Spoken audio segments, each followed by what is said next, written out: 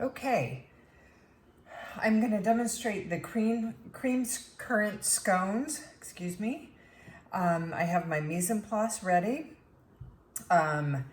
Flour, sugar, baking powder, a lot of baking powder in this recipe for a quick bread, salt, the currants, which I talked about in class, 1 egg, a lot of heavy cream, and my cut up butter, which, let me grab.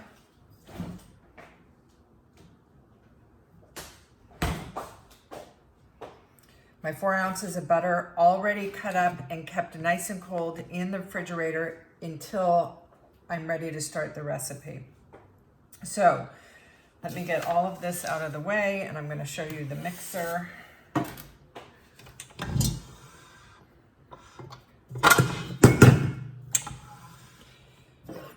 If you have the stand mixer, it will work great for this recipe. You're going to use the paddle attachment, okay? All the dry ingredients, or not all, almost all the dry ingredients are going to go into the bowl. Flour, sugar, baking powder, and salt. If you didn't have them pre-mixed, that's fine. They're the first thing that go into the bowl with the paddle. And you do want to mix them before you start going further into the mix of the recipe. And you do that by putting the paddle attachment on and turning your mixer on to speed 1. Let it mix for about 10-15 seconds, and that evenly distributes the sugar, the baking powder in the salt with the flour. Okay, next, you take your cut up very cold butter. You add that to the flour. The reason you cut it up is you want it to stay cold while it mixes. You do not want to cream this mixture. You're simply cutting the cold butter into the flour. So the paddle attachment is what does that. Keep the speed at low. If you turn it up higher, your dry ingredients might fly out of your bowl. And you're going to mix just until you have your mixture has pea-sized pieces and looks crumbly. And what that means is all those little pieces of butter that I had cut up that I added, they're being broken down into smaller pieces. And if you think of the size of the pea, that's approximately the size of the little chunks of butter that you want distributed throughout the flour, and that's when we'll stop mixing. In the meantime, while that's going, it's just going to take a few minutes. I have my cream. Crack my egg into my cream. And using a whisk or a fork, gently break the yolk up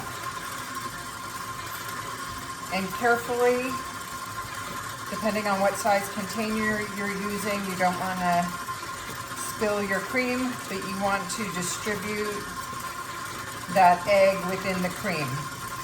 After you get the yolk broken up, you can whisk it a little more vigorously without worrying about it flying out. Okay. Now I like to measure my cream into the liquid measuring cup because it has a spout, and the spout comes in handy when pouring the cream into your mixing bowl. If you don't have a container with a spout, that's fine. If you used maybe the quart-sized plastic container that the ingredients were given to you in the food bag, that would work well too. Okay, so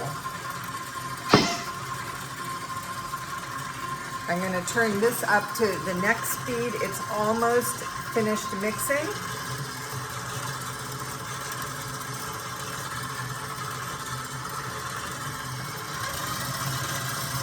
The higher the speed, the faster it works. However, like I said, you don't want to go too high with this because the dry ingredients might easily come flying out. Let it go just another minute. While that's going, I would like to show you another piece of equipment. If you don't have the stand mixer, or you want to try this recipe by hand, the tool you're going to need is a pastry blender. Okay, it usually has stainless steel wire tongs, if you will, and a handle. And what you do is you would have your dry ingredients in a mixing bowl.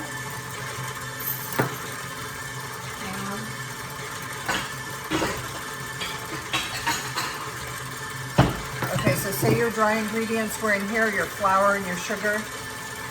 You would add the cut up butter, and using the pastry blender, you do a rolling and a cutting motion on top of the flour, and what that does is it starts to break down your chunks of butter again until you get a crumbly mixture with pea-sized pieces. Okay, so that's how you would duplicate the work that the mixer is doing by hand.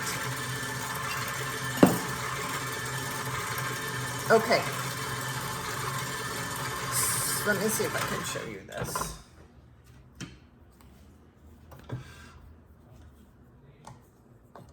Hang on, I'm gonna take it off.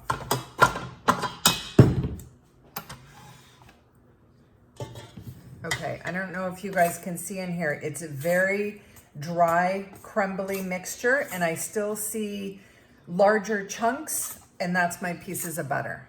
Okay, so that just took a few minutes. You want to keep it on the mixer. I just took it off to show you, but you're gonna let it keep mixing on speed 1, and then the way that I add, before I do that, let me first add the currants. I let those go in while it's mixing. Okay, those are in there too. Then, one last little mix of my cream and egg.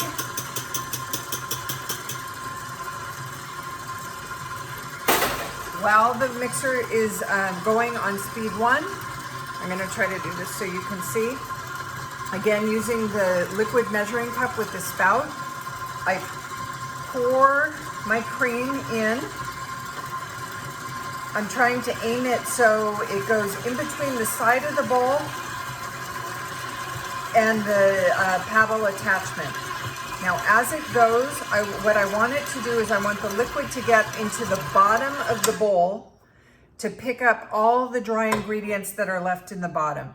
As I get to the bottom of my cream, I have a little bit left. Turn the machine off, and I'm gonna pour that cream down into the bottom there. Get my rubber spatula. Make sure I get all the cream and egg in.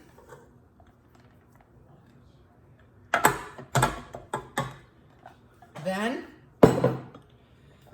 I have that last bit of cream in the bottom of the mixer to hopefully pick up all the dry pieces of flour that are in the bottom. Turn it on, and we just want to mix it just until the dry is incorporated. And then turn it off. And the reason you do that is if you let it mix for an extended period of time, you're going to develop the gluten, as you would when we were making yeast bread. But for scones, they They're what you would call a short pastry. They have very little gluten development, and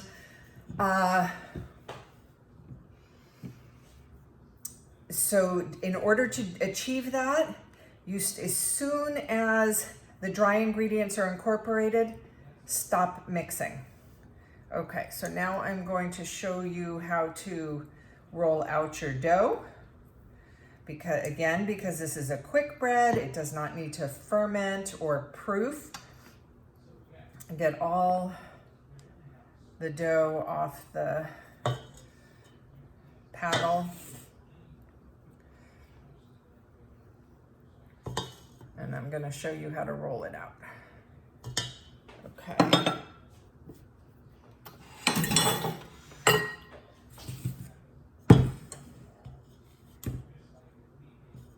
So there's a little bit of dry down at the bottom.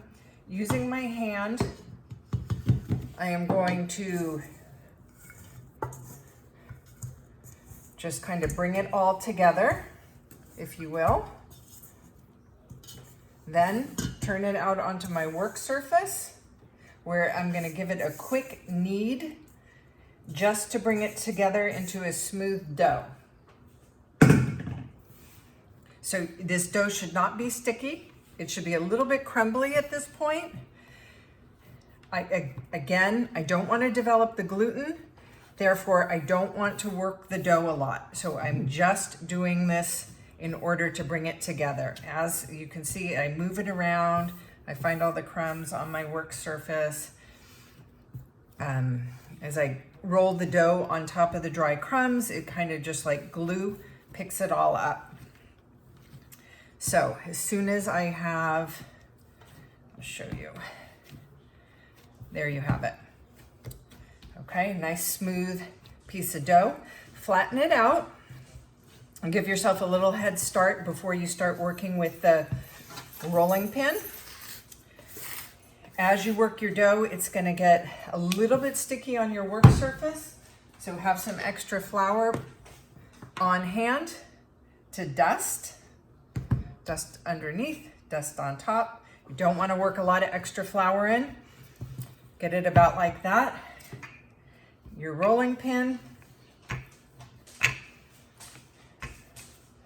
You want to roll the dough equally in each direction.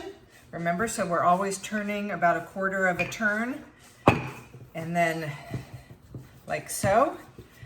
Don't want to stretch it too much in one way. As I turn it, I gently relax it, which means I'm just lifting it up and bringing it back together. Now you want your dough about 1 inch thick, which is just like that. Okay, now I like to cut these with a round cutter that's about this size. And there you have your scones. If you don't have a cutter or you want to go for the triangle shape, it would be like this. You make like a long strip, and the triangles are cut without a tip,